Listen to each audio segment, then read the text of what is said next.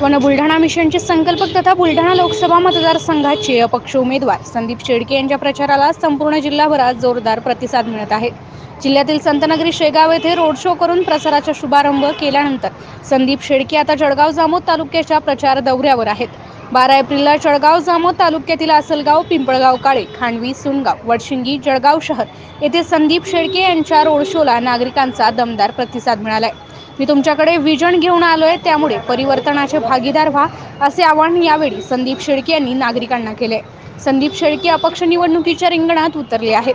कुठलाही पक्ष नसताना, कुठलाही राजकीय गॉडफादर नसताना संदीप शेळके यांची प्रचार यंत्रणा जबरदस्त असल्याचे यावरून दिसून येत आहे। जिल्ह्यातील 6 विधानसभा क्षेत्रात त्यांच्या प्रचार कार्यालयाचे उद्घाटन झाले आहे। बुलढाणा शहरातील वन बुलढाणा मिशनच्या वॉर रूममधून शेळके यांच्या प्रचाराचे सूक्ष्म नियोजन होत आहे। मी विजन घेऊन आलोय, बाकीचे आरोप प्रत्यारोप करतील।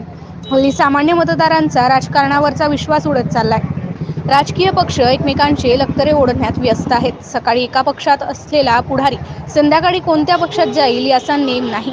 आरोप प्रत्यारोप, शिव्याशाप यातच राजकीय नेते गुंतले असल्याचे प्रतिपादन त्यांनी याप्रसंगी नागरिकांशी संवाद साधताना केले। MCN न्यूज मराठी करिता गजानन सोनटक्के, जळगाव ग्रामीण। अनेक वेळा इथे येणं आलं आणि महाराजांच्या चरणी लीन होता आलं, हे मी माझं भाग्य समजतो। येत्या 26 तारखेला बुलढाणा लोकसभेचं मतदान आहे।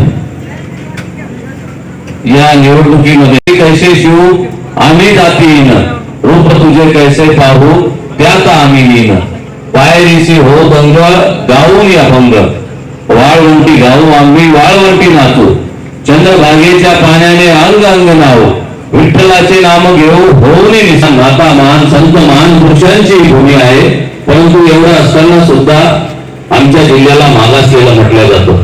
आणि जेव्हा मागासलेलं म्हटलं जातं तेव्हा तुमच्या माझ्या प्रत्येक बुलढाण्यावासियांच्या मनाला वेदना होतात, एवढा मदत केली। परंतु असं दिसतं की आमच्या जिल्ह्यामध्ये रोजगार नाही, ना संग्रामपूरला MIDC आहे, ना जळगावला MIDC आहे। मी अनेक मुलं माझ्याकडे रोज येतात की दादा कुठेतरी काम द्या, कुठेतरी जॉब द्या। मी विचार केला, मी एक शिक्षकाचा मुलगा, जर 1500 तरुणांची अध्यात्माचा गजर करणारी, विकासाचा गजर करणारी, म्हणजे माझी सातत्यानं भूमिका होती की जे काय काम करायचं ते जिल्ह्याच्या क्षमता काय आहे, जिल्ह्यामध्ये काय काय